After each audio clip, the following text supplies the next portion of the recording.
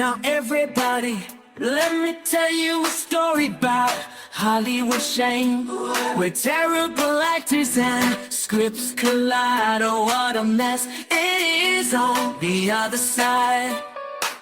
Saw the lights, camera, action begin, but all I got was a movie that plunged in a spin.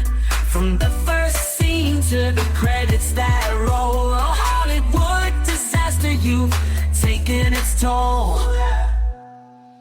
Silver Screen Cesspool, bad movies galore. Can't help but wonder what the hell were they making these for? Throw in some cliches, a sharp and predictable plot. It's a train wreck, I tell you, it's all they ever got.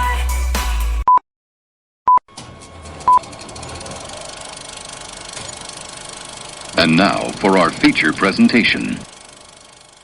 Welcome to the Silver Screen Cesspool, where we review the pool. And now your host, the surveyor of cinema, the mocker of moronic movies, the terror of tiny town, the last known survivor of battlefield Earth, the one of many, Alan Smithee. Tonight's cinematic stinker, no pun intended, is the 2016 movie I Was a Teenage Wereskunk. This so-called tribute to the teenage monster movies of the 1950s is similar to I Was a Teenage Werewolf, except that instead of turning into a werewolf, he turns into a skunk. Who'd have thunk he'd be a teenage wereskunk? This is the question the theme song asks, and the answer is absolutely nobody. Absolutely no one in this movie passes for a teenager either. Like, not even close. The film is set in the 1950s, and I think some of these actors were actually teenagers in the 1950s. One guy is so noticeably not a teenager, you'd swear the casting agent thought they were shooting a porn set in high school. The movie starts, as you'd expect, with two grown-ass adults playing as high school students going parking up on good old Lover's Lane. As soon as they begin to get some of that 1950s version of Hot and Steamy, they get killed by an unseen monster. I assume it's a wereskunk, but it's never actually said. After the opening credits, we're treated to the gang sitting around the malt shop, making plans to see Ricky Nelson in concert. We're interrupted by a musical number called The Smell of Love for no discernible reason. The backup dancers and slash singers have the most bored look on their faces throughout the whole thing. They are not the slightest bit entertained by our hero's terrible Elvis impersonation. Our hero, Curtis, walks home with his lady friend and tries to ask her out. When she doesn't take the bait, he decides to climb a tree and be a peeping Tom on the hot, red-headed veterinarian as she changes clothes inside her house. Without a McFly to protect him from danger, he gets sprayed in the face by a giggling skunk. The next day, Curtis's parents make him take their dog Turbo to the vet because the dog smells like lousy weed.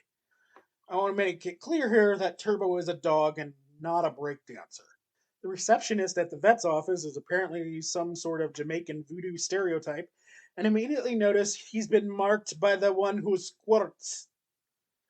But again, the veterinarian is hot, so he can't help but staring at her, and I'm quoting the movie here, staring at her chest melons, and he has a reaction in his, and again, quoting the movie here, has a reaction in his trouser tuba. While a werewolf changes to a wolf every full moon, a wereskunk changes into a skunk every erection. And given he's allegedly a teenager, this happens a lot, including when he's looking at the illustrations of the bras in the J.C. Penney catalog.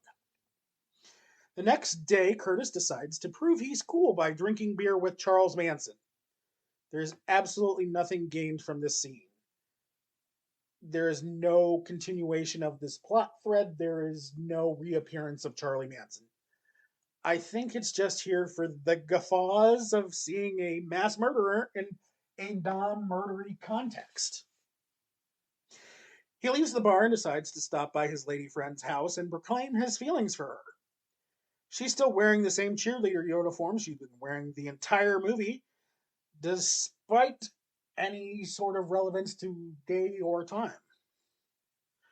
According to the uniform she's wearing, the team she cheers for is called Sports.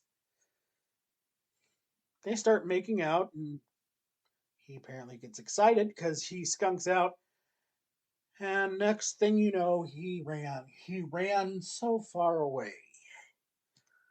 The skunk makeup actually looks pretty rad, except for the nose part, which has a visible elastic band. Very visible elastic band. The following day, Curtis has no memory of the prior night, but he decides to hang out with his no good beatnik friend and two floozy lady friends. They go to someone's backyard pool, and the girls swim in their skivvies and splash water on each other in the most 1950s way possible. I don't know how someone splashes water in a 1950s style, but they did, and it's some of the finest acting in this movie. Stinky McGee, of course, gets aroused and goes all feral and kills them all, as skunks are prone to do. Meanwhile, Curtis's dad, the local sheriff, and his mom are having all sorts of freaky deaky role playing sex. You have the right to remain sexy. You have the right to an attorney if you want somebody to watch. But there's dead teens up at makeout point, so Daddy needs to go investigate. He investigates and winds up at the Beatnik's house, questioning his dad. The Beatnik's house is clearly a child's backyard playhouse, complete with chalk drawings on the interior walls. Like, it's not even taller than 4 feet. It's kind of bizarre, actually. Curtis finally realizes he's a teenage skunk and talks to his girl, but he's afraid she will reject him. She accepts him, in fact, and offers to blow them, so I think that conversation went fairly well. Only he doesn't know what that is. So she explains it to him, whispering in his ear. And then she starts to blow him. But apparently she doesn't know what it is either because she's literally blowing air on him. But somehow it's still too sexy for him and he begins to change and runs off. It also was apparently too sexy for her too, as soon as he leaves, she gets a little she-bop a wee-bop with her pom-pom handle. And oh no! Turns out she's a teenage wereskunk too. The sexy role-playing continues between Curtis's dad and mom/sheriff's deputy. That is to say, the actress playing his mom also plays Deputy Greg, who frequently is losing half of his mustache. Need a better glue or something, I don't know. The sexy role-playing this time, by the way, circus clown and bearded lady. Hot. Curtis tries to not think sexy thoughts, but unfortunately he takes refuge in Dad's shed, where Sheriff Naughty Boy hides his girly magazines. This leads to a climatic battle between the wereskunk and the clown sheriff. Gary shows up to save the day, but not before offering to wear the lion tamer costume in a threesome with the sheriff and himself, his wife, threesome with two. You get what's happening here. They want to get freaky deaky with themselves or something. I don't know. It's kind of confusing. Anyway, She Skunk shows up just in time to stop Gary from shooting He Skunk. The two skunks start to face each other and growl at each other.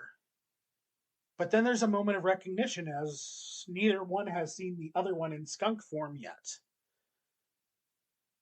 Is she going to reject him, though?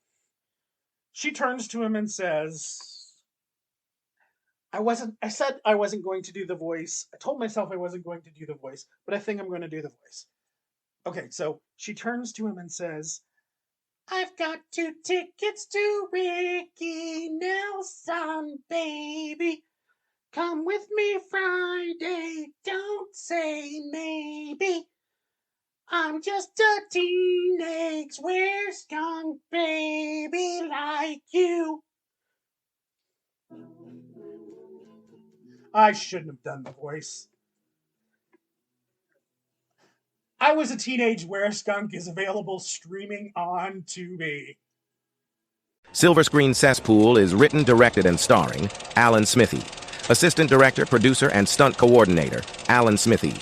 Boom mic operator, sound editing, and music by Alan Smithee. Construction coordinator, The Amazing Rando. Makeup by Crayola. Catering was provided by the Soylent Corporation. Alan Smithee will be back in Return of the Curse of the Planet of the Prehistoric Bikini Ninjas versus Kingdom of the Bride of the Killer, Shark Cheerleaders 2, Electric Boogaloo.